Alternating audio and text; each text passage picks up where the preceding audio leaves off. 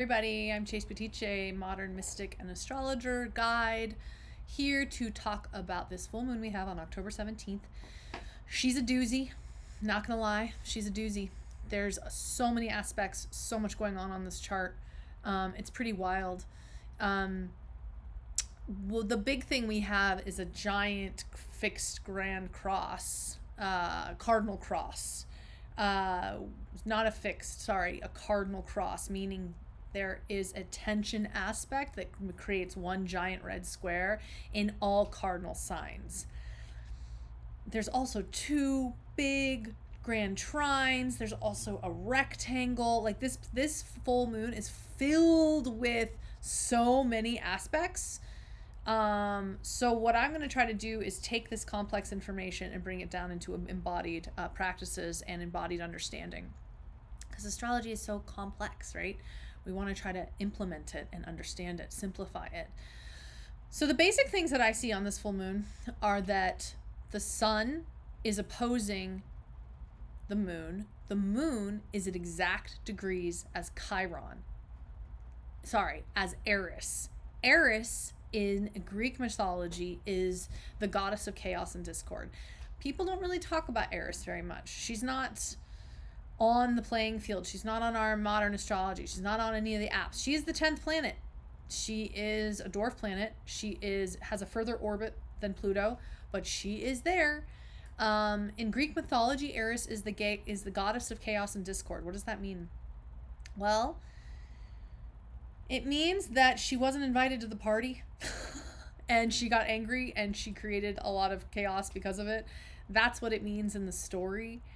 Over time, I've come to realize that Aries is actually an archetype that has to do with deep primordial feminine power that is here to recalibrate and balance out the scales. The fact that she is blending with the energies of Aries and Libra, to me, is saying what's also interesting is that she's also 3 degrees from Chiron. So we have Aries, Moon, Chiron. Chiron, the wounded healer. We have a lot of wounded primordial feminine energy coming up to be seen, coming up to be highlighted, that is getting played out. And it's interesting because it's in an exact square to Mars, Pluto, and these are very, very, very potent energetics. All in cardinal signs. Cardinal signs are the signs that initiate. They are the beginning of every season. They initiate things. So there is an immense buildup of tension happening right now. It feels like a well or a dam that is at its breaking point and filled up to the top and about to burst. Aries rules war. It rules conflict. It rules letting things out. So there could be some rage. There could be some anger. There could be a whatever is going to have to happen that opens that dam up. The reason why I'm using the analogy of the dam is because we have 2 grand trines in water. A grand trine is a spiritual gift. So a fixed cross is known as like really a lot of tension. That's why I'm saying that dam analogy. And then the grand trine is like a lot of harmony. So we simultaneously have a ton of tension and a ton of harmony. We have a ton of tension in these cardinal signs, initiatory energy. Things that are getting initiated. There has to be a buildup of pressure in order for this dam to break, in order for this energy to be let loose. And what's interesting is I'm using the grand trine, the water analogy, because the grand trine is all in the signs of water. There's 2 grand trines in the signs of water, which is Cancer, Scorpio, and Pisces. So literally, we have a dam that is about to burst. There's a dam that is about to burst. The dam is filled up with sacred knowledge, It's filled up with divine feminine power. It's filled up with mystery, intuition. It's filled up with gatekeeping energies, with sacred knowledge. It's filled up with things that have been held back for a very long time, a very long time. All the witches of the world that have been repressed, suppressed, held back, that have been holding their shit in, all the while shaking, shaking, shaking. Something is about to burst. It's literally about to burst, and I would not out count it. I would not deny it or be surprised if it burst on this full moon. Because the full moon, as we all know, brings energies up. It literally brings water up to the surface. So if there is crying, if there is expression, if there's conflict, whatever is coming up needs to be let out, released, so that the waters can purify. Water purifies. It regenerates. It restores. And there is a lot of pressure and buildup and tension and suppression of the divine feminine inside of us all. And it is going to be released upcoming on this full moon. There are so many aspects on this full moon. I mean, it's nuts. It's nuts. We have, and they're all like really powerful archetypes. And it's almost like they're all perfectly placed as well. We have Uranus opposing Venus. It's like Venus, the divine feminine, is being opposed by Uranus, the electric great awakener, the shock and awe, the rebellious one.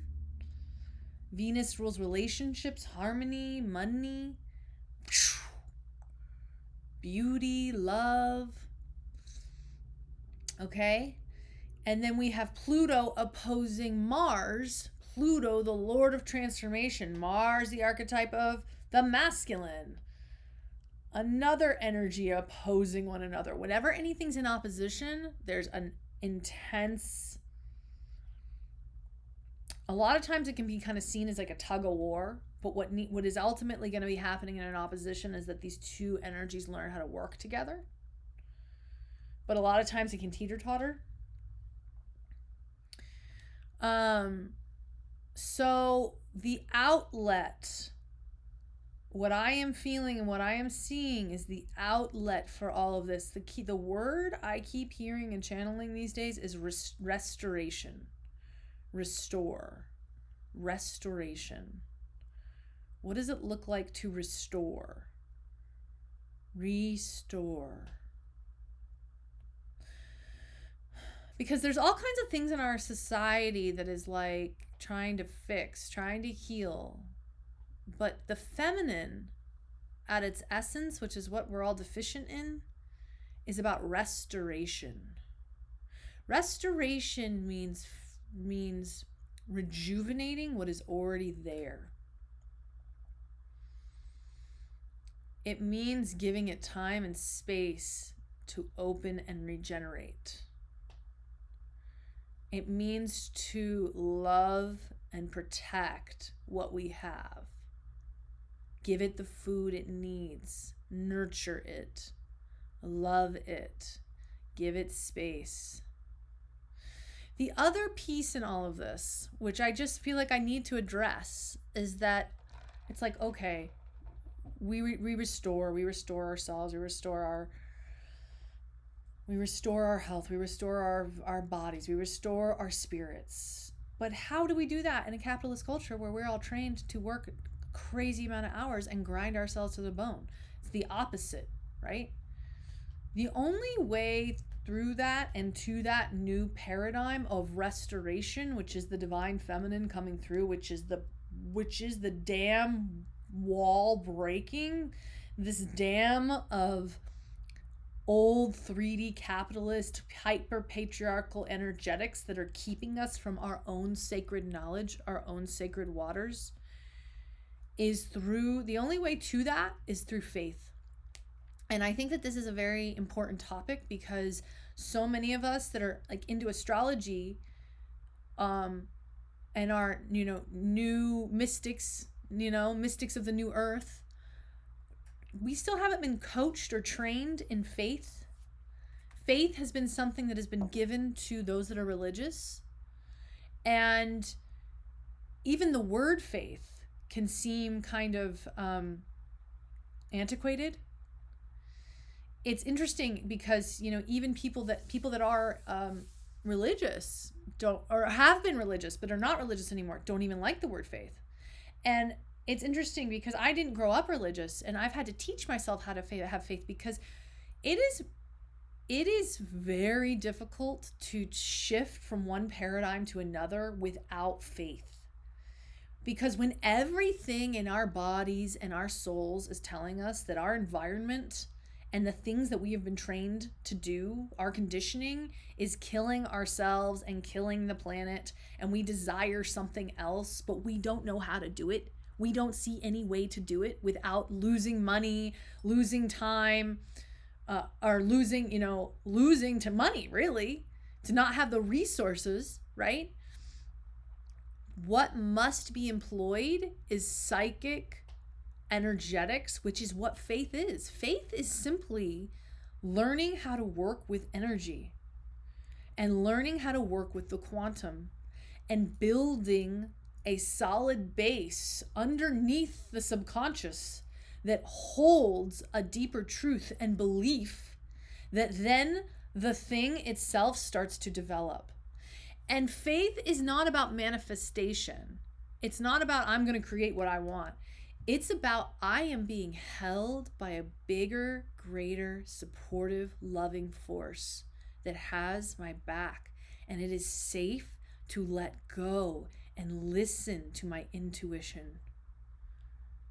It is safe to let go and listen to what the universe is guiding me towards, even though I have no idea how it's going to turn out. Faith is the bridge to that. So this dam that is about to break, this dam that is building, it's breaking.